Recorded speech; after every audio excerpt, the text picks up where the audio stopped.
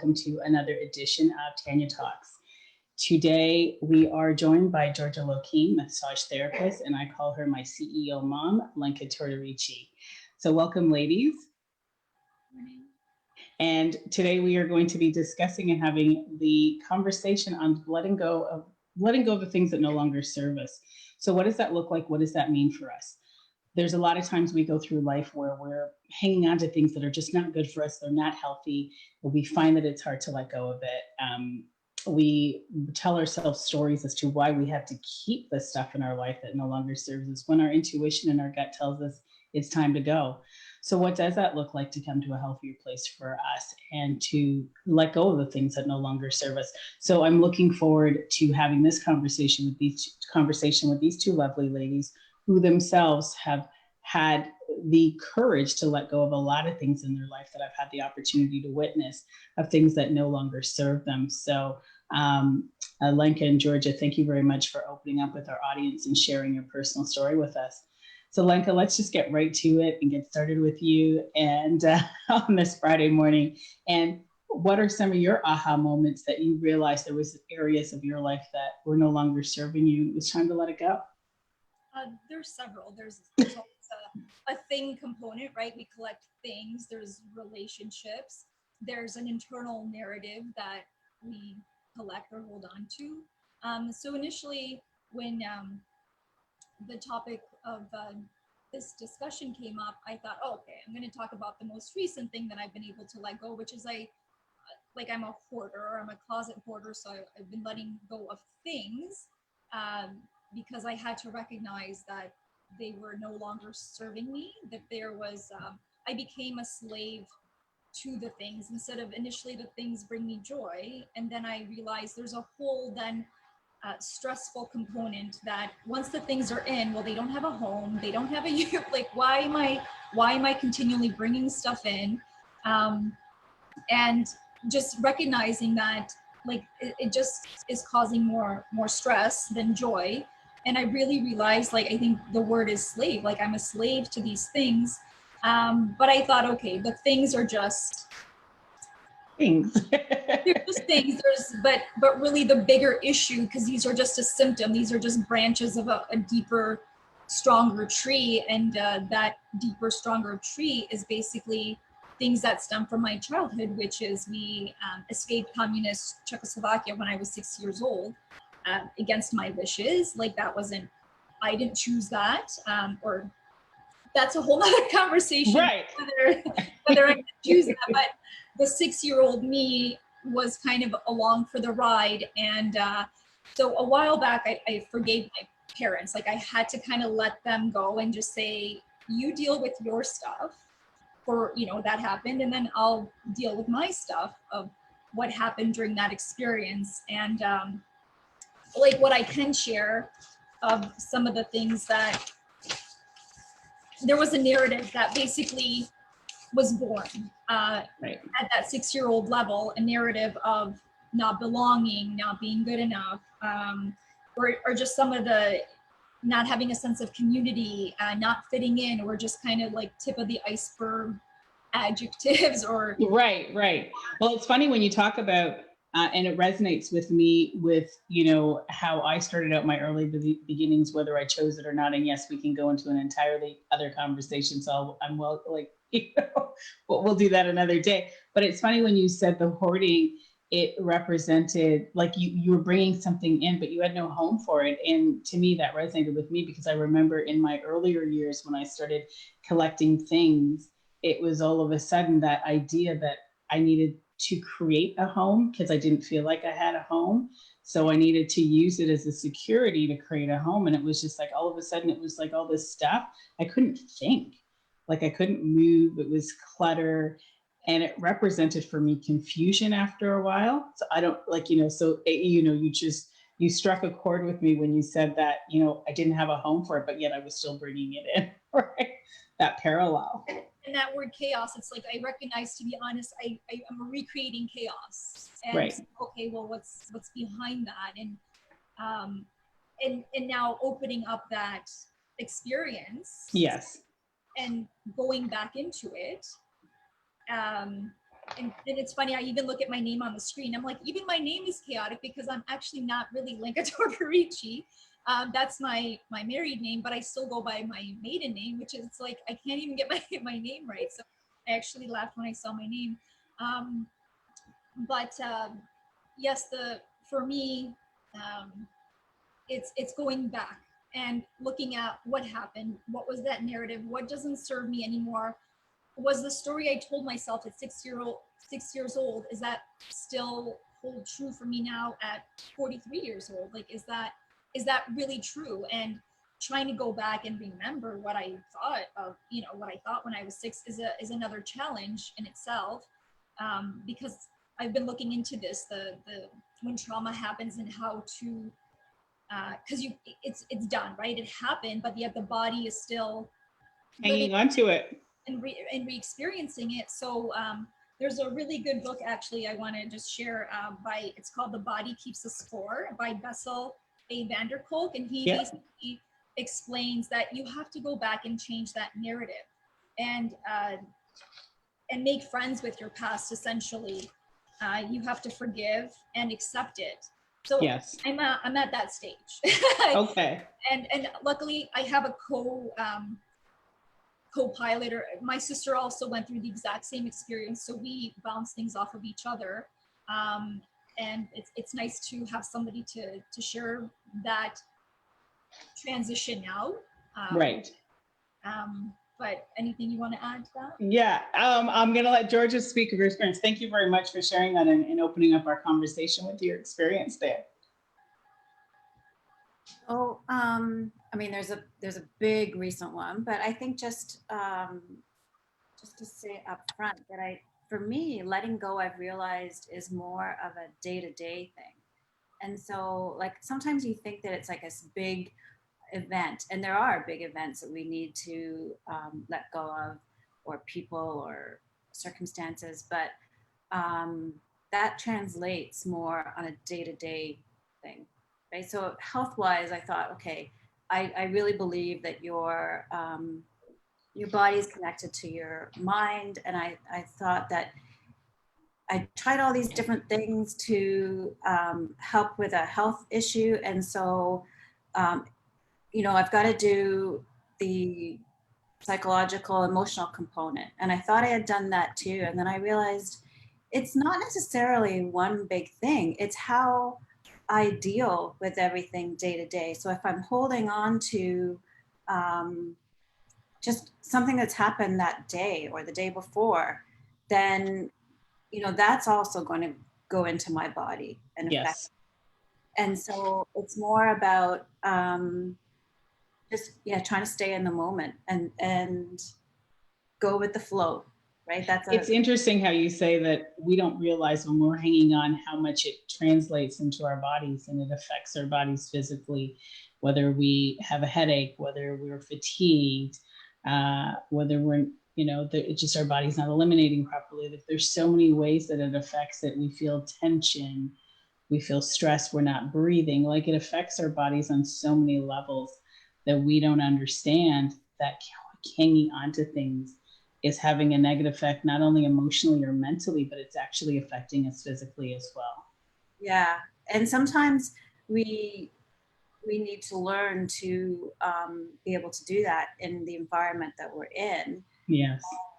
Whether it's through meditation or just mindfulness and constantly trying to remind ourselves. And sometimes you have to remove yourself from the environment, and then it really, it kicks in on its own. Right. Well, because sometimes when you're in it, you don't realize you're hanging on to something. And then all of a sudden you come out of the environment, you're like, wow, like all of a sudden there's like a different feeling of, I can breathe, I can see differently, I can experience differently. Like, it's a whole, I know for myself, it's like, what am I thinking? What was I thinking? Why didn't I do this sooner? Why didn't I I don't know if anybody's had that experience out there, but why didn't I have that? Why didn't I do this sooner? And, that's a whole other conversation as to why we don't do it sooner. But yeah, it's almost like, why can't I do this sooner? I'm in heaven, right? And then you realize what letting go actually feels like. Right. Yeah, because then we don't really know what it feels like.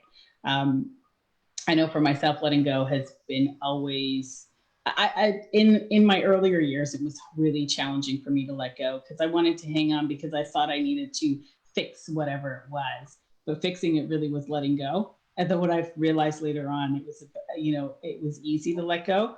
I almost embraced it. Like when something showed up and I didn't like it, it was like, no, no, no, no. And then I stopped even inviting it into my life. And I don't know if any of you have ever had that experience where you're like, okay, it's not happening. Right. You get that awareness Yes. so that Yes. you realize it before you even go there. Right. Right. Absolutely. It's funny when we talk about the deeper issues that holding on to things represents for us. Like you started to touch upon it.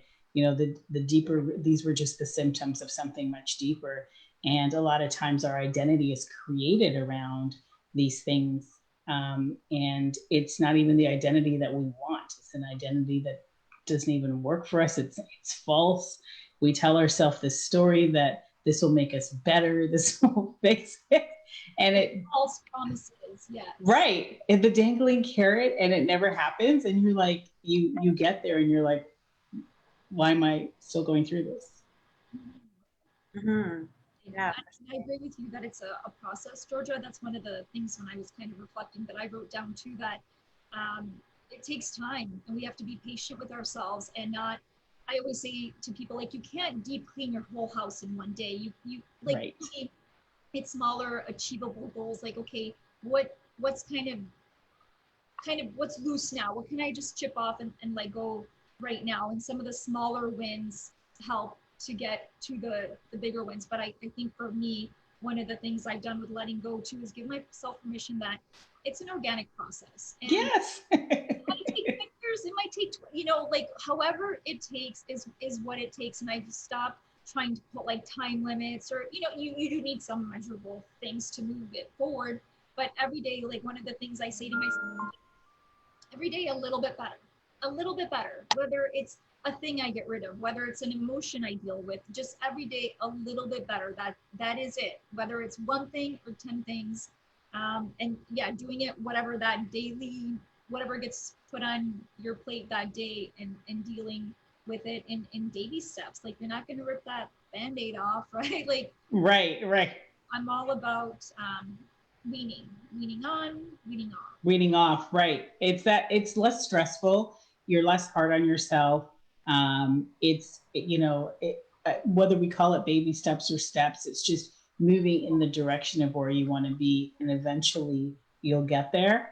And it actually happens a lot faster than you realize when you take that organic approach and you're not so hard on yourself. And you know that you've made, and I think it starts with the internal decision, because all this stuff that we're doing is internal work. And when we are recognizing it, taking baby steps, doing this work, eventually it shows up. I have somebody writing in saying we are constantly trying to let go, and we'll have situations that come up that allow us to let go until that part of who we are is healed. And I think that is so true when we talk about the things that keep showing up over and over and over again. And we're like, okay, well, why is it coming in? Because I'm not ready to let go of it. I'm not ready to deal with it. I'm not ready to heal from it. Am I? And then one day, I know for myself that you wake up and you're like, I'm tired of this story. I don't know if anybody's had this moment where they're like, gosh, I don't even like listening to my own self. How's anybody else listening to me?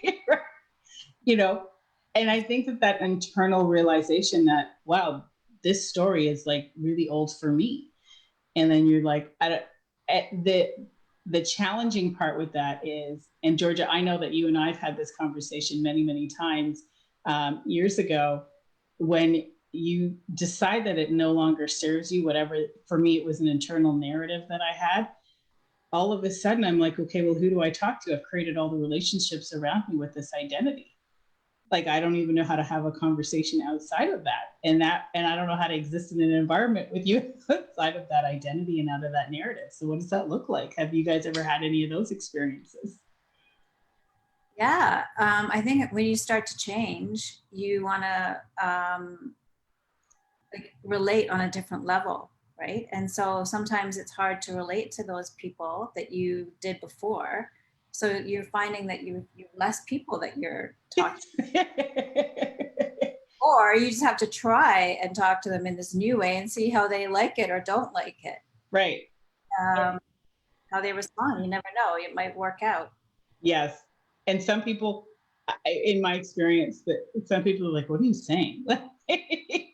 Yeah. And then there's that uncomfortableness too, right? Because then everybody wants this level of acceptance. So you to fit in, you're like, okay, do I go back to that? And that's the defining moment, I feel, is like, do I go back to it and conform to what I was and stay in that? Or do I use it as an opportunity to stand my ground, do what's right for me, because you know intuitively that it's right for you to move forward? And do you continue being this truth of who you found yourself out to be as a result of letting go? And really, that's what it is. When we're letting go, we start to come into our own, the truth of who we are, right? Yeah. And that can be scary too sometimes. Right. Redefining yourself, right? Right. And where do I exist? Where does my puzzle piece fit into this greater puzzle? Yeah. Yeah. Well, it was funny. You said earlier on, Lenka, and the book that you were reading, where it was it? Did I get it correctly that it was like going back and recreating that story?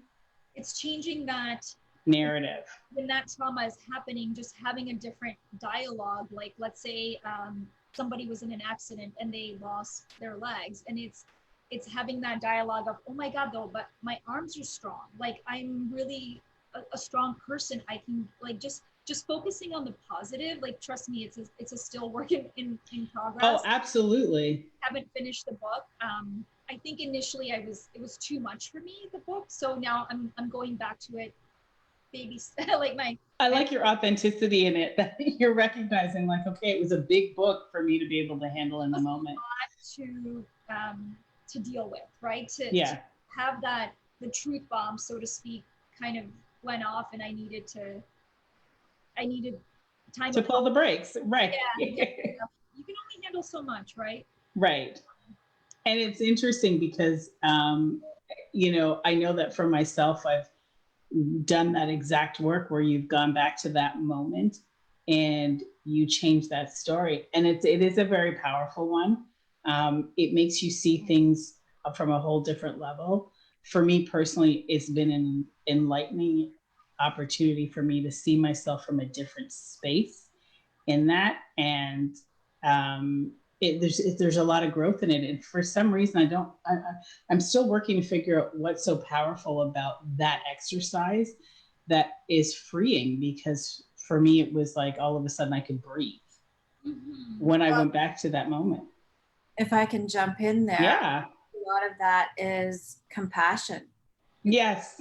Comes from, right? So it's compassion for yourself, it's compassion for the circumstances at the time. And so you can look at it totally differently when you come at it with the eyes of compassion. Yes. When you love yourself in that moment, right? Yeah. And whoever else may have been in the scenario. Right. And then, I don't know, there's just something else I thought about with letting go, and that is trust. Yes. Such a huge part of it, right? Yes. Because when you let go of whatever it is, you have to trust that you're going to be okay, and that things are going to work out, and that you don't need that anymore, and you're still going to be able to move along fine without it. Yes. And even better. And that's where I feel the challenge lines with us as individuals is we're taught in society by default to always think of the what if it doesn't happen. Somebody's writing in is that, when you talk about the trust level, they're saying the feeling of fear is because we don't want to let go of who we are, because we are comfortable. And and she's also writing in the detachment of the outcome. So when you tie that all in, it's like, there is a fear of letting go of who we are, because all of a sudden we got to trust the unknown. We've never been there. It's not comfortable. We've never been bred in the environment of it. And is it sustainable? Is it a trick? Are we going to be duped into this? Is it real? Like there's so many things that, and again, we were bred in a society that what if things go wrong? What if it's not true? But more in a taking you back to what you're feeling comfortable with. So you're right, trust is huge. And I'd say for most times people, it works out great. One Yeah. of the, Once you, just interject, one of the things I always say to myself, like whether you're letting a thing go or a relationship or whatever, just trust that if you need it, whatever it is, it will be there for you in a different capacity. Like Yes. I love how you brought up trust, because it is one thing I always say to myself, it will be there. Like it, you're never really without. I love one of the sayings that I think Abraham Hicks always says is that everything is always working out for me. And Yes. I find the more I repeat that in any situation where I'm like, oh, this didn't go the way I wanted, I just say that, and you know what? Like there usually is a silver lining. I feel like there's a switch that if you believe the positive and you go down that road, then that's in a dog fight, right? The dog you feed is the dog that wins. So if you feed the positivity, if you feed the creativity, if you feed the self-care, that's what will win out. So right. I love the trust component of this. yeah, and then I think too, once you make a move that way and it starts to flow, and then then you know it's the right thing, and it keeps going because it's just happening so easily. Yes, I think that's the key. There isn't that resistance that I'm fighting so hard to keep this going, the artificialness of that life support. Yeah. It's when you guys talk about the trust, what I think about the flow is, as much as I think when we think of trust, it's like trusting out there to take care of us, trusting that things will work out. But I think oftentimes when we talk about intuition, it's trusting ourselves that we are able to take care of ourselves through the process, that we are open to the new possibilities. There's a self component to it that I think that we take our personal power back when we trust that our body knows what, you hear that saying that your body knows 5 minutes before, even a half an hour before, what's going to happen. Well, you're making this decision because your body, your mind, your emotions, it knows what it knows what you require to let go of in order to be free, in order for the true you to come out, in order to heal, in order to be in that great relationship. It knows what it has to do. So I think a big component for me and many people that I've coached over the years is trusting yourself. Mm-hmm. Yeah, that's huge. It's so funny when as soon as you said relationship, it's like, okay, you.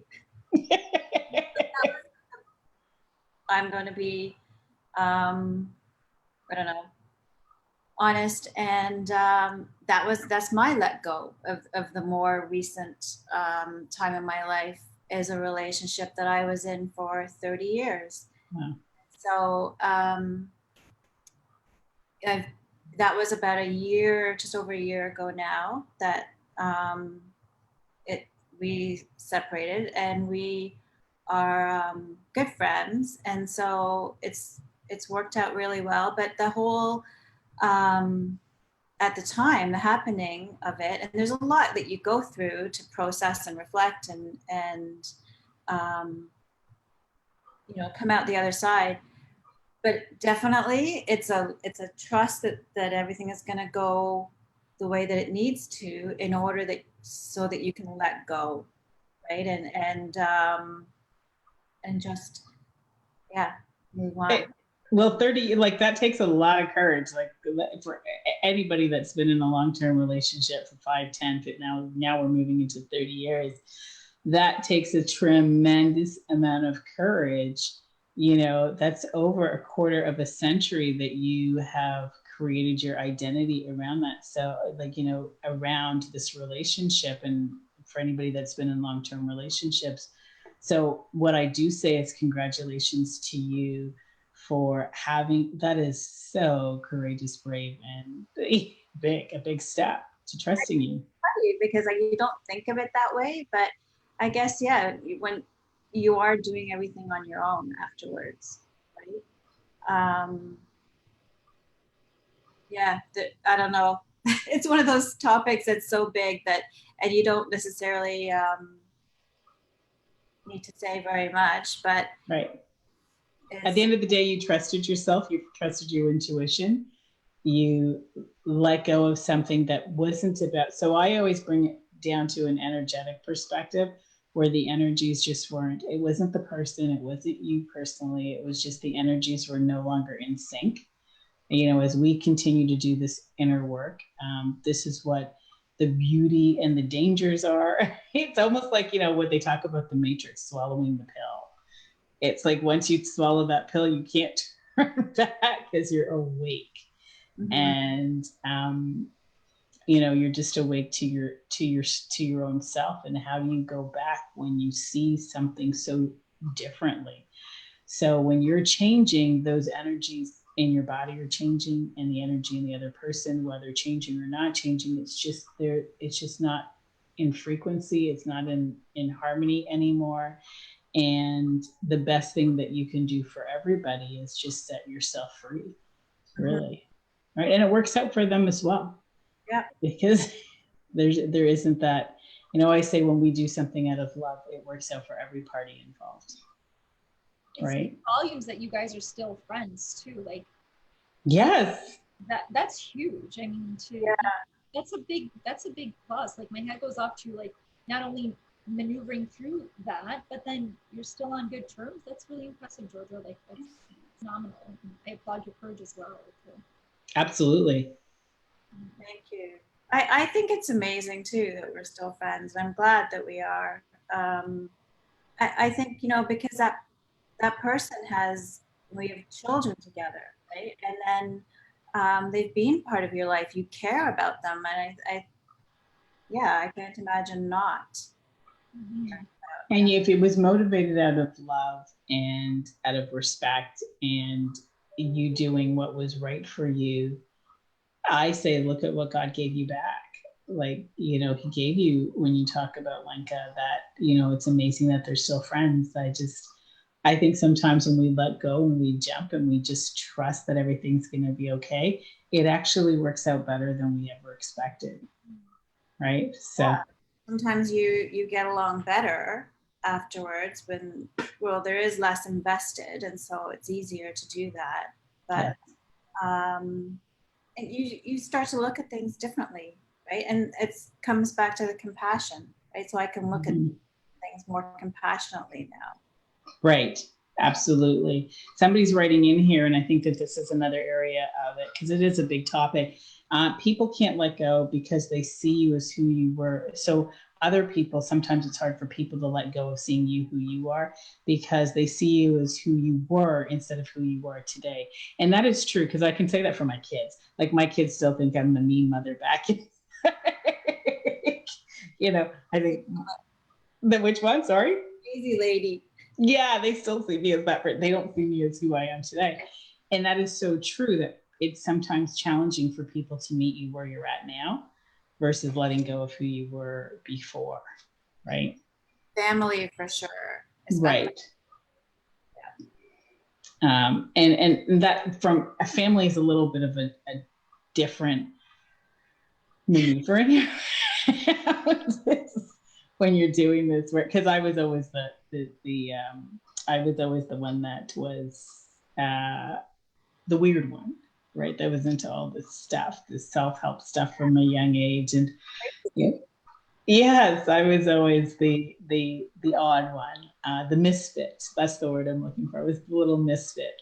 And when you look at it being the misfit, they'll always see me as being that little misfit that's into her stuff. And so it's a little bit more challenging to move around family members when they can't let go of that. Now, when we move it over to friendships in our social environments, then it's a little bit easier to have a choice to say that it's time to move on from this. And it's time to go. And trusting that there will be people that show up in your life that will meet you for who you are in this moment and not who you were. If anybody of you offer to, do any of you have anything to offer with that, with what your experiences have been in letting go and people resisting seeing you for who you're showing up to being today? I had a relation. Sorry, I'm just gonna jump in and then go ahead. So I had a friendship where uh, it got close quite quickly, almost like a relationship where it just kind of took off, and um, we helped each other out a lot. But it was one of those ones where I think it was there for a time, for a season, right? And I started to notice just, I guess, something that didn't really work for me. And I'll just say it was like a negativity. And so I started to back off a little bit. But then she ended up kind of cutting me out with an email, something that she just, I guess, didn't work for her. And of course, it stings at first Yes. because, like, I was kind of sort of feeling that, but when it's done to you, it's kind of like your ego jumps. But Meanwhile, you should be thanking her because she did the job for you. And so I do. I thank God, and I think that I didn't have to do it, and I just trusted that it was done, and so it was. Now I can, not that I talked to her or see her, but if I did, and I sent her a message back at the time saying, I'm, sending you love here if you ever want to talk, because it was a bit of a shock, right? When you got so close so quickly. Yeah, I just trusted that it was taken care of. It was the right thing to do, and I let it go, and it was freeing. It is. Because you're like, I don't have to think about it. I don't have to, because you almost get pre-anxiety when you go into having to talk to the person or anything like that. You almost get that pre-anxiety, like, I don't want to deal with this negativity anymore. But you're thinking, well, I still want to be loyal to the friendship, or I still want to do this, like all this stuff, and they're still good people. And that's the one that's a big one that I find that I hear a lot of. Well, they're still a really good person. Yeah, but you don't enjoy yourself. Fit, right? If it doesn't fit, it just doesn't fit. It doesn't Right. do good or bad and them good or bad. It just doesn't fit. And you know what? Move on. Like, Yes. that's it. And I always say it's in sales, right? It's one more no closer to a yes. So that person is not the right fit. So it just allows space for the right person to come in. It's Yes. I love the saying, sometimes the trash just takes itself out, right? Like, so I Gotta always, love you, right? I like that one too. I'm like, gotta love you. Yeah. Uh, somebody's writing in here, once we know who we are, it is easy to let go and do it with love. And that's so true, because we are doing it with love because we love ourselves. So it is so true. Thank you for sharing that. And it also is compassion again too. Yes. You Yes. hold compassion for where that person is, and I don't really agree with her reasoning or get it exactly, because for whatever reasons it's coming from judgment or whatever. But But who cares? You got your end goal. I just have to have compassion for where she's at, and okay, good, that's you. This is me, and we go on our merry ways. And right. Good for you. So let's take it to a different direction now that we really know what it feels like to let go. What are some of the steps that you guys took to let go? Like, if we're giving to the audience and sharing any tips that they can take to let go in their life, what does that look like? What are some of the steps you think where people can get started? That's a good. Acknowledging it, number one, acknowledging, right, that it doesn't work for you, and then getting the strategies in place. Like, what can I do today? What do I feel comfortable with? What is that step that moves me in that direction? Defining that for yourself. Right. I love that compassion component, Georgia, that you just spoke about, but I find I'm not there yet sometimes with people. Like, if people needed to go, the main thing is you're out of my life and I can breathe. And then I'll get to that point. Just I want to be honest that I love that you're there, and I want to hear more from you later about that, because I find I'm just like so happy to be free of you that, like, I'm just relieved. But That may be your process. What if that's your process? What if it's not that you have compassion or don't have compassion? What if in that moment, the way that you know how to love yourself and keep yourself healthy is choosing you? Because when you choose you, like George's process might be the compassion piece.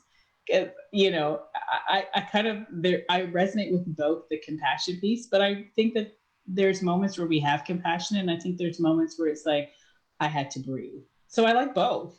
yeah, like I'm so done with you. Like you drink. Like, I always tell the kids, like, I'm nice, I'm nice, I'm nice, but then at some point I'm really mad now. Like you've exhausted the niceness, right? Right. Just to get back on track with, I think the steps to now, once you recognized it, I think having a good support system of bringing joy into your life, to like whatever that joy component is really huge, and being creative and using your imagination. I find those things when you're in, I think Abraham Hicks calls it the vortex, or like in that joyous space. I think whenever you're there, it just kind of pushes everything right along nicely. Yes. If anybody, That's so true, like so bang on. And I found that helped a lot, like especially after I'd first separated. It was having like playing music every morning, right? And like upbeat and happy and puts you in a good feel. It's, yeah, doing things like that for yourself, or maybe like having some positive affirmation cards where you pick one of those every day, like just like little habits, right? That and just like little things, like I said, the music, or blasting it as you're driving along, to get yourself into that place of joy. That's key. Right. That plus then taking some time to reflect, right? Yes. Yeah. It's like just writing it out, your feelings, just so they can get out of your head, and you know what it is that you're wanting to, what you want in life. So not just what you want to let go of, but then what you want It's huge. to replace it, right? Because you have to have something to focus on where you're going to. As much as you're trusting it, there's still that piece that you want to say, okay, well, where am I going? What direction am I going? And I'm going to relate it to food really quickly, just because, you know, it's a big area of mine. I just found that when I was letting go of the idea of, you know, you're overwhelmed in the grocery store, and, you know, finally I made the decision, I've just got to let go of half the stuff that I buy in the grocery store. That was really challenging, because you really don't realize you're buying from the perspective of pleasing everybody in your family, even though you know it's not healthy for them. And, you know, that was, I just had to let go of my own inner fear of rejection. So you're, simple as grocery shopping is, you're grocery shopping hoping to win over your family, versus do the truth of who you are is just keep them healthy. And so that was, you know, when I let go of that, it was challenging, but I also made room and had freedom to be creative in making all these healthy meals for the family. And that was nice. It took a while, but it was nice to have that creativity and that joy. And as you say, Georgia, you play the music. I would play music while I was cooking, and it was liberating. I'm still working on that one of trying to make people happy, right? And your family especially. And so it's so easy to say yes, even when you really want to say no. Right. And so, you know, and they will tell me, they'll say that, why don't you just say no? When your yes turns into a no. Right. Yes. I will piggyback on that as well. That for me, part of letting go was letting go of yes, right? And flexing that muscle, as you and I, Tanya, have talked about in the past. It's flexing the no muscle, and being okay with the rejection, right? Yes. You guys are just adding some words to what was happening when relationships and that sort of thing and what was happening in my life. It's one part of me wants to say yes more, but a part of me also is saying, but be honest, when it's a no, say no, don't say yes, but mean, secretly then be resentful because didn't have the strength to say no. And I chickened out and I said yes. Right. And when we betray ourselves in those moments, the world does betray us because we never get the results we're looking for. Yeah. But it is uncomfortable in the moment that when we're doing it, like as you talk about, it's uncomfortable in the moment, but somehow it's just a moment. And that I say that the energy works through us and it passes through us. And then 5 minutes later, that moment gets smaller and smaller. Like it just seems so much further in the past. And what comes out of it is you feel happier that you actually made the decision to be your truth and be true to who you are. And then you find out once again, things work out in your favor. And I don't necessarily think it works out in your favor because there's an external force that's doing it for you versus you're doing it for yourself, where this is what I believe. This is what I believe I deserve. This is what I'm worth. Like it goes into you. Right? Because it does come a smaller moment. And then you're like, yes, I made it through. Woohoo. I'm about celebrating. Yeah, all the little wins. Yes. Yeah, and that's what we need. We need the little wins to keep us going, like the fuel that feeds that. Yes. Yeah. And it's so great when you have somebody to call that understands it because they're doing their own work. So they may not understand your exact moment, your exact situation you're going through, but they understand the feeling of that little victory. And you call somebody, you're like, I did it. And you have somebody to be like, woohoo, all right, we're cracking open the wine tonight. You know what? That's what I've been doing lately too. I'm trusting the feeling more versus trying to figure out the heart and the head. What they're saying, it's always the feeling first. Yeah. So I'm glad you brought that up. Yes. I like the feeling aspect of it. And that's where I used to be from a place of, in my head, like you're saying, like you're always trying to figure it out, but my head and my heart would never connect. And then finally, one day I said, Tanya, you're going to let go of your head. And as simple as that was, that letting go, my head was keeping me in a healthy place by going to that as being my first go-to. And I said, no, we're going to go from your heart first and then let your head follow your heart. Yeah. Lenka takes notes all the time. That's not easy, your head and your heart. Like yes.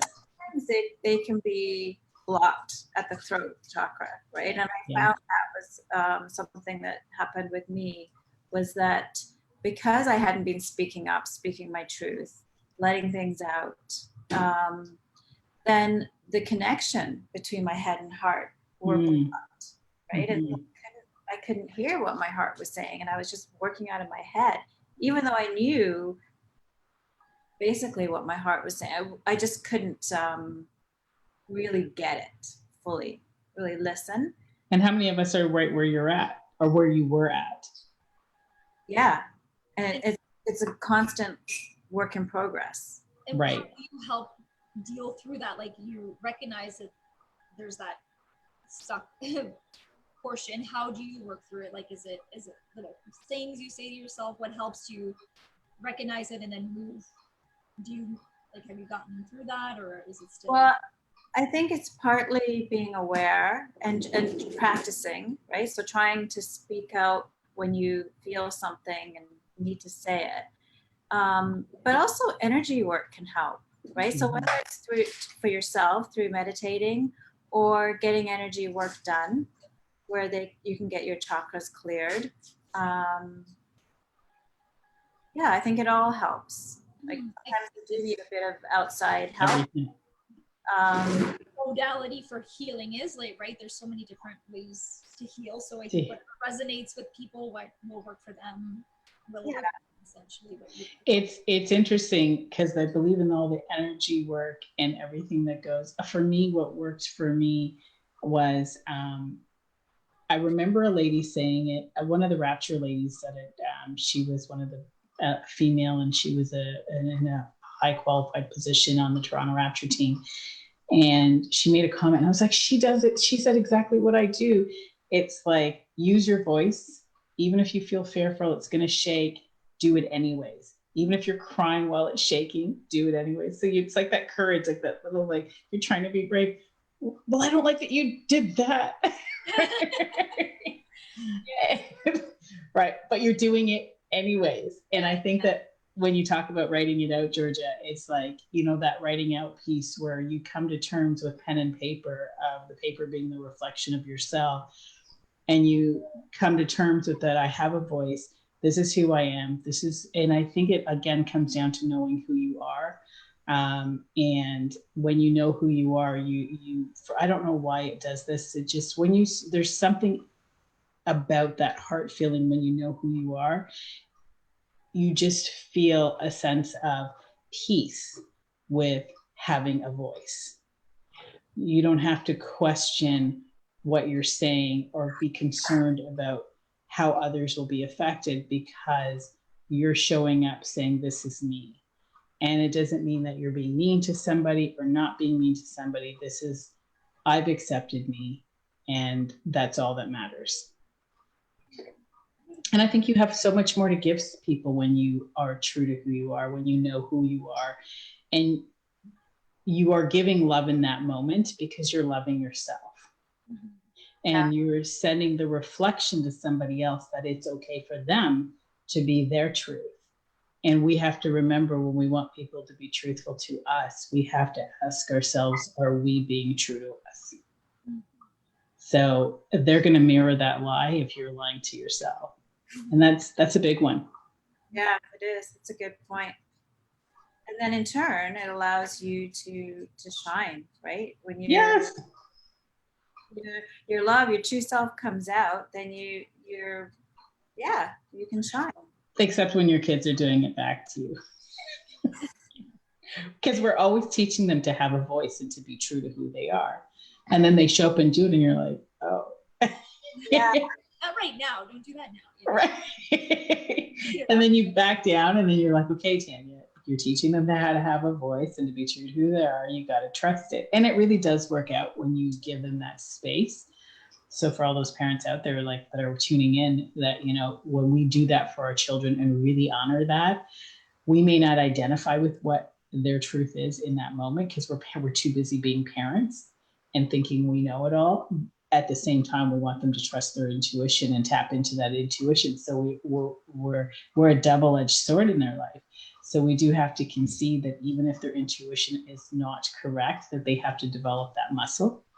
And we have to allow them to understand what it feels like and what it looks like, and have the space to practice.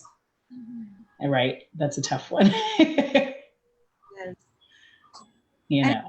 When you say not correct, I think maybe you think it wouldn't be correct for them in the moment or correct for you, but it is correct in the sense that they learn through it. Yes. Whatever it is. Yes. Yeah. And it works out for them. For some reason, it works out for them, right? And, I don't know what reason, but it's just that we are their resistance, right? Yeah. Out of our own fear, which that would be a whole other show in itself with our kids and being parents and, working to raise these kids that are they know who they are, just like we're working to know who we are. That's a whole other show. So I welcome anybody back or anybody listening in that wants to be a part of that show. I welcome that. Well, it is a big part of letting go, right? Mm-hmm. It is. Letting them up, like letting them. Yeah, that's thought about that. That is a whole other show of letting them go. Yep, it is. My kids will say that the helicopter needed to be grounded like 10 years ago. Oh. Yes. So they'll send messages between my nieces and my, on one of those group chats that we have. They'll send messages with the helicopter sound and pictures and memes of helicopters. And it's all directed at me. And I was like, I'm not that bad of a helicopter. So yes. So yeah. So some of the tips are that, they can do energy work. They can, write things down, and they can do some self-reflection. And like, anything to add to that? Like the gratitude is huge. Like Yes. that's just shifts things, right? It focuses on the glass being full instead of empty type of thing. One thing that I guess it struck with me is that be a participant, like in your life, not a patient or a victim. So I think even if you kind of label yourself differently, it helps to just tip the scales in a different direction. I like that. Be a participant. Yeah, the self-care, like yoga, the mindfulness that we talked about, anything where there's relaxation, pleasure, both physical and emotional pleasure, right? Like you need to cover both. Those are some of the things that I had jotted down in looking at this and thinking about this. Yes, somebody's writing in here, when you are in gratitude, you cannot be in a negative emotion. Oh, okay. Yeah, that makes a lot of sense. Yeah. Okay. So gratitude is a big piece of it, because I think it neutralizes everything, right? Like it takes you to a place of joy. It takes you to a place of gratitude is a feel-good feeling. Even from a chemical perspective of what it releases, what it does to the endorphins, what it does to the body. Gratitude really is just, it's a gateway, I feel. Mm-hmm. When you're thankful for something, think about how you feel and be thankful that you let go of it. At the same time, be thankful that you're moving into a great new space. And when you actually feel your body, when you say thank you, or I feel so grateful, or I have such gratitude, or, I appreciate so much, when you actually say those words, your heart, even now while we're here, your heart opens up. Like and that's why people talk about the fastest way to abundance is through gratitude, is because you can actually physically feel your body opening up, and then it allows things to start filtering in of all those things that you're grateful for, because your brain automatically goes into that thing that you're grateful for. Your body's open, and it says, it's like this big vacuum that sucks in, right? I'm grateful for my kids being happy today. Woo, vortex. All of a sudden, it sucks it in. Kids show up happy, right? So That's yeah, when I think back to last year, that's one of the things, and I didn't necessarily always write them out. Like when we had the shutdown, I did, because you have lots of time. But yeah, I was so grateful for the way things were happening, and it just flowed. And you cannot help but be thankful and grateful for that when it works out, right? And so that it keeps going, builds, and it keeps you in that place of gratitude. And then sometimes like a little like nudge will try and work its way in, and you're like, okay, next day. And sunshine and just, yeah, things to be grateful for. It pushes you along. It does. Somebody's writing in here, abundance because you are grateful for what you actually have. And this is the second part, is very key, and not what you want. Mm-hmm. And it's true. It takes you away from the lack, and it moves you into, this is what I have. Right. Because the lack is never ending, right? Right.